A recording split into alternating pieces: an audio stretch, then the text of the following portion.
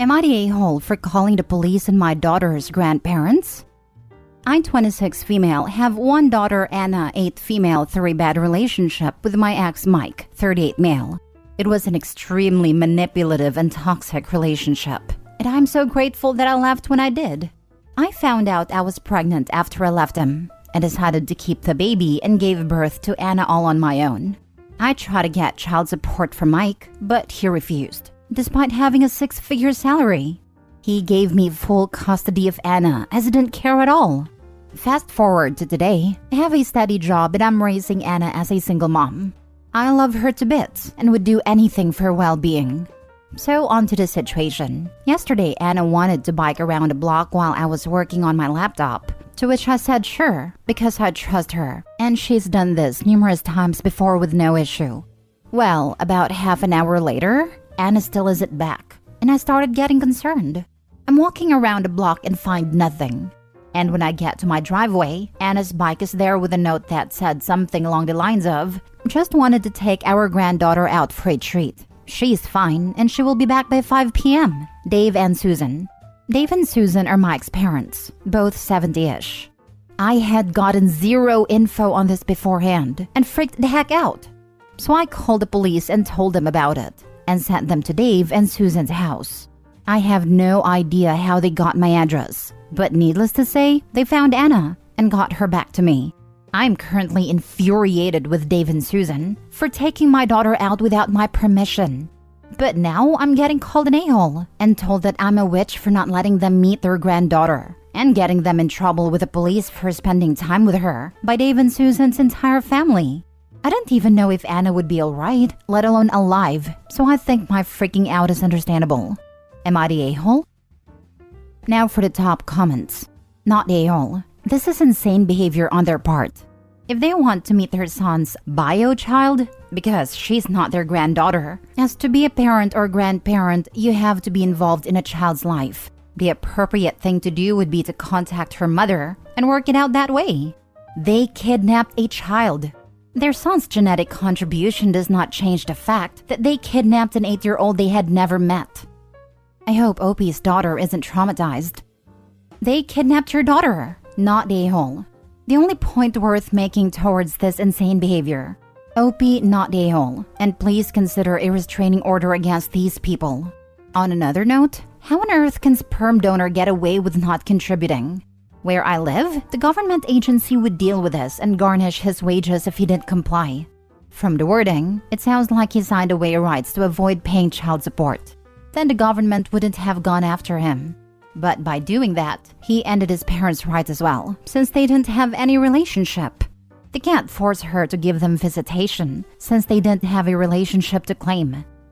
Not the a-hole. Why couldn't they come to your door or write you a letter? Had they not just kidnapped your daughter, maybe you'd have considered letting them be part of her life. They really need to come at her son though. He's the one who abandoned her and the entire reason they have no relationship with their granddaughter. Yeah, that's what I was thinking. My idea is that they thought I wouldn't let them see her, which I might have if they didn't commit a felony. You also need to have a serious talk with your daughter about stranger danger. And also, be honest about what happened and that they kidnapped her, and she needs to keep away from them from now on. Get a restraining order and make sure they can't go near her. Be honest with her and get a cease and desist letter to stop all the calls. Not a-hole. Next story. Am I the a-hole for saying my sister can move in with me but her fiancé isn't welcome? I originally said they could both move in, but I found out the real reason why they had to move. So, I have room at my place. My house has 3 bedrooms and I live alone, so when my sister asked me if she and her fiancé could stay with me temporarily, I didn't hesitate. They're both employed, don't use drugs or anything like that, and I've never had any problems with them. It would just be temporary for a few months. I didn't hesitate because she's my sister, and I didn't want her and her fiancé to be homeless. My sister originally told me they had to move because when they went to renew their lease, they were told the rent was increasing and they couldn't afford it. They have to be out of their place at the end of the month. That's when she told me her lease ends. That was a lie. Their lease wasn't ending for months. The real reason they had to move is because of her fiancé's creepy behavior. He was going through the trash bins at the building, looking for used pads or tampons. I kid you not. And my sister thinks it won't be a problem because I'm a guy and don't menstruate. He started asking women in their building if he could have their used period products, and several of them complained about him because apparently he was harassing them and asking all kinds of creepy questions about their periods. I swear I'm not kidding. This is why they got told to move. I don't want a creep like her fiancé in my house. Personally, I think she's an idiot for staying with him, but she's trying to downplay it. I said she's still welcome to stay here because she's my sister, but her fiancé isn't welcome here to stay or even visit. My sister says I'm an a-hole for breaking my word because I said he could stay. She lied first, but she's downplaying that, and she's furious. I don't want him in my house, and she says it doesn't matter because I'm a guy. But I don't care. I find his behavior creepy. Edit: I didn't say my location in my post, but since many people are assuming American law applies where I live, it doesn't. The laws for tenants and eviction in America don't apply here. Saying I can't evict them and would have to go to court is inaccurate. That's not what the law is where I live. Not a-hole. He will stroll through your neighborhood on trash day and harass your neighbors. I live in a rural area. We don't have trash pickups like in the city. We have to bring our own trash to the pickup site. It doesn't go to the curb or in dumpsters. It's why my sister thinks I shouldn't have a problem with him living here. It doesn't change the fact that he has a very weird AF kink/fetish that is antisocial. No one wants that anywhere around. And just because you don't have trash doesn't mean he won't try to get his fix somehow. Asking women in the grocery store in the hygiene aisle, finding neighbors, or worse. And I'm sorry he's doing whatever he does with your sister's used products. This is just too out there. Not only is he banned for life if he violates it, get him trespassed, and tell your sister you will not be at her wedding and don't even ask. You don't support her with this man, and you won't be there. You will always be there for her, but never for him, ever. Oh, I 100% agree with you about him. I don't want him here. The "you don't have trash pickup at your house" was my sister's line for why I should let him live here. You did it. Finally, something so weird. Not a single person can say, "Stop kink shaming." This post really has me analyzing my kink shaming line. I think if he's dating a woman and she's cool with sharing her menstrual products, then okay. I still personally find it gross, but it's really none of my business. But asking random women personal questions and then searching through their trash for used tampons is something else. He's involving people without their consent. It's super creepy behavior, and he deserves to be shamed. Next story. Am I the a-hole for not inviting my sister to my wedding because she didn't invite me to hers? I'm 24 female and I'm getting married in a few weeks. 7 years ago, my sister got married and I was so excited. I talked to her about the wedding, what dress I'll wear, or if I could help her plan it, and she was always dismissive. Then a few weeks before the wedding, she told me that it would be 18+. She said she wanted to exclude annoying kids and made this rule, and she can't make exceptions and all this crap. She also said I was too young for the adult atmosphere and whatever.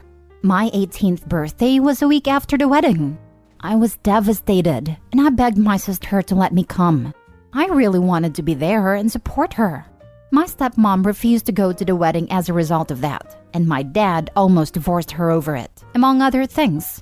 I eventually accepted it, and I told my sister that I would not invite her to my wedding either. She scoffed and laughed, and said I was just being immature and I'll forget about it. Now, my fiancé's dad owns a massive yacht company. They rent out yachts, make repairs, and sell equipment. The wedding party will take place on a yacht, which can accommodate 200 guests. My sister asked me about the wedding, and I flat out told her she wasn't invited. She said I was being petty and how hurtful I was, and that her reasons were justified, and it's in the past. To be honest, I feel she just wants to be on the yacht, and not so much support me. I told her that she should have thought about that back then, and now she understands how I feel, and that she's only jealous that my wedding will be better than hers. My dad called me and said I need to stop being petty and invite her, and other family agree. I told them no, and after some arguing, they respected it. And now my sister is being a witch about it on Facebook. A friend suggested I should make my sister delete all the Facebook posts and write an apology letter saying why it was wrong to exclude me from the wedding. I think that's cringe, but what do you all think? Now for the comments. Not the a-hole. If you were like 12 to 13 when you weren't invited to her wedding, it's a different story. But you were a week from being 18. She definitely had ill intentions back then for the disinvite. Not even that, she's her sister. She absolutely can make exceptions for siblings. It doesn't matter if they are 10 or 1 week from 17. But I agree, OP is not a-hole. My wedding was technically child-free. My 17-year-old sister was absolutely an exception and was invited. Her age was never going to be a factor on whether she was invited. My older sister asked if my niece could come and see me in my dress before the reception. Yes, absolutely. My cousin just had a baby and brought him along.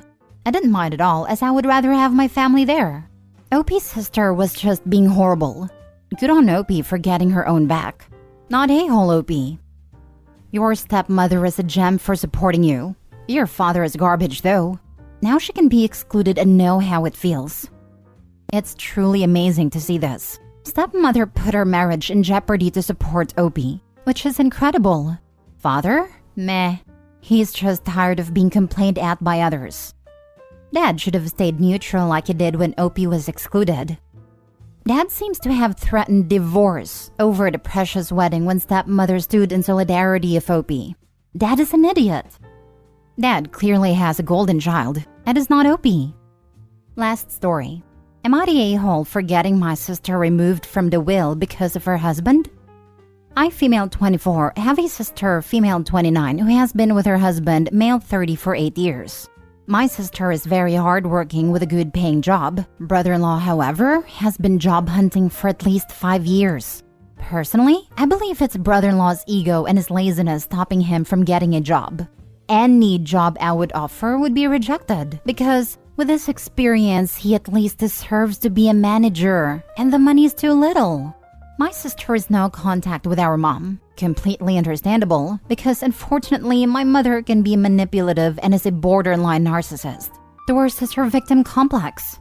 However, the catalyst was when brother-in-law lied to my sister and told her our mom gifted them $20,000, when in actuality, my mom said she would loan it to them. My sister sided with brother-in-law and claimed our mom was being manipulative. But our mom argued that it's a ridiculous gift, especially if it's to buy property. This would be their third, and mom already paid for 2. Mom then blew up, because by this point she was paying brother-in-law $100,000 to be her assistant. But he was barely working, about 5-hour days 3 times a week, and always coming up with excuses to skip. He then left after 6 months, which is when I started working for mom. Recently, the talk of inheritance arose due to dad's cancer diagnosis. My parents are separated, but mom has lots of assets, including $1 million life insurance, a $2 million home, and 12 properties, which is under a family trust she manages. And here is where I think I'm an a-hole, because I convinced my mom to split her assets equally between myself and my brother, excluding the life insurance. Somehow, my sister found out and has asked we can test the will or draw up a contract to share the inheritance. I refused because, in my opinion, inheritance is earned. Besides, mom is still alive and healthy, so she can change her mind. My sister is upset and says that she deserves it just as much as we do, but I disagree. I work 12-hour days with my mom, driving her around, managing everything, whilst also being my dad's caregiver. My sister also wants to throw mom into a nursery home, whilst I would take her in.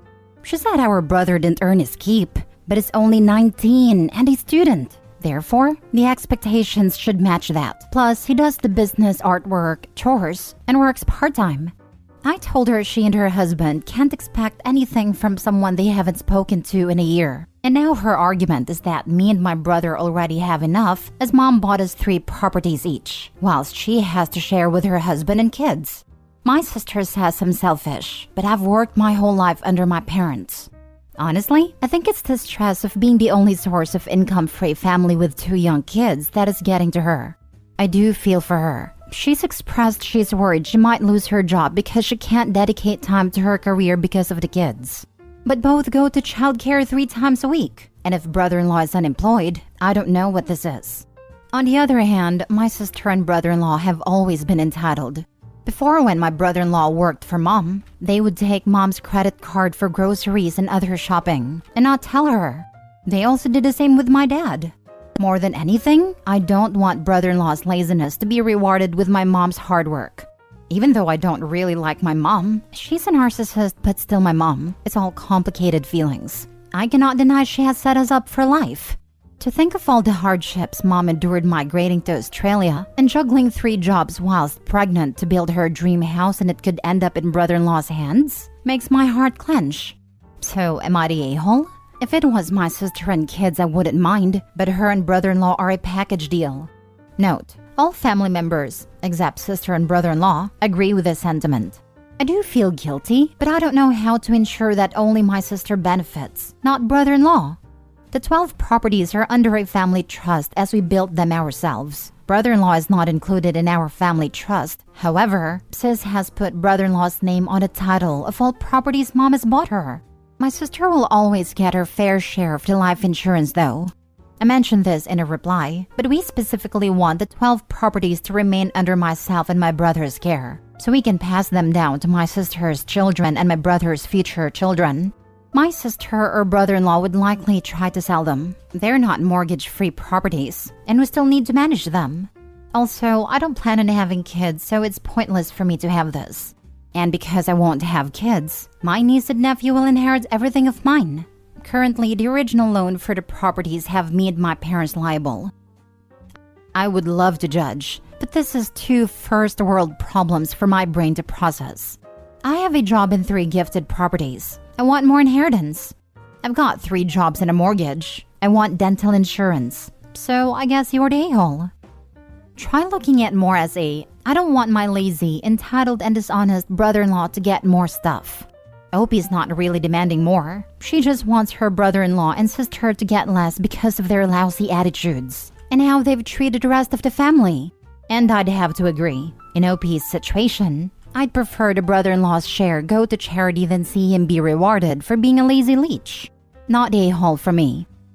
I'd prefer neither Opie nor brother-in-law get anything and it all go to charity. But that's entirely irrelevant. Opie's an a-hole.